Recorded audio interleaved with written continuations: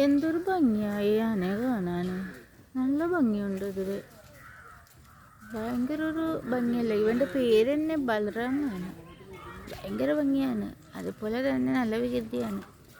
അവിടെ ഉള്ളത് പറ്റുന്നതും ഒക്കെ എടുത്ത് എറിയുകയും ചെയ്യും.